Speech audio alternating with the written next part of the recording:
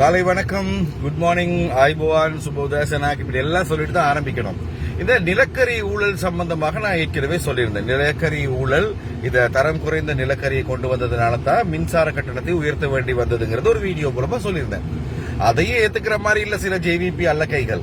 இப்போ ஜனாதிபதியே வந்து பார்லிமெண்ட்ல சொல்லிட்டாரு, ஆமா தரம் குறைந்த நிலக்கரி வந்திருக்குதா அப்படின்னு சொல்லி.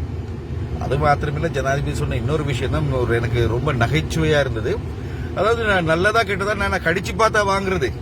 அப்ப அதுக்கு பதிலடியாக இன்னொரு அந்த பிரசாத் சிறிவர்தனங்கிற எஸ்ஜேபி எம்பி வந்து பார்லிமெண்ட்ல கேட்டாரு. அப்ப இதுக்கு முதல்ல இருந்த ஜனாதிபதி மாதிரிலாம் நிலக்கரியை கடிச்சு பார்த்தா வாங்கியிருக்காங்க அப்படின்னு சொல்லி சிரிப்பு தான் வருது.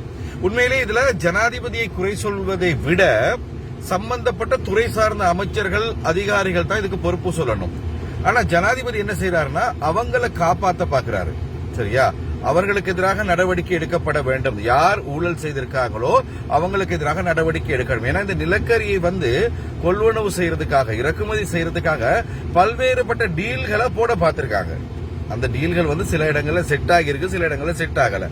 அதனாலதான் தரம் குறைந்த நிலக்கரி நாட்டுக்குள்ள வந்திருக்கிறது. சரிதானே? இப்ப வந்து அதிகமான விலை கொடுத்து வாங்க வேண்டிய ஒரு சூழ்நிலையும் உருவாகி இருக்கிறது. இந்த நிலக்கரியை நாங்க அனல் மின் நிலையத்தில் பயன்படுத்துகின்ற பொழுது தரம் போதாது, தரம் குறைந்த மூலப்பொருட்களை கொண்டு தரமான உற்பத்தியை செய்ய முடியாதுங்கிறது எல்லாருக்குமே தெரியும். அது மாதிரி தான் இந்த விஷயமும். ஆகவே இதுல ஜனாதிபதியே ஒப்புக்கொண்டு விட்டார், நிலக்கரி தான் தரமற்ற நிலக்கரி நாட்டுக்குள்ள வந்திருக்கிறது அப்படிங்கறத.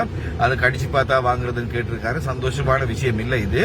இப்படியான பதில்களை எல்லாம் கேட்கின்ற பொழுது யார் என்ன நினைச்சாலும் பரவாயில்ல, எனக்கு ஏதோ கோட்டாபய ராஜபக்ச பரவாயில்லைன்னு தோணுது இந்த மாதிரி பேச்செல்லாம் கேட்கும் போது.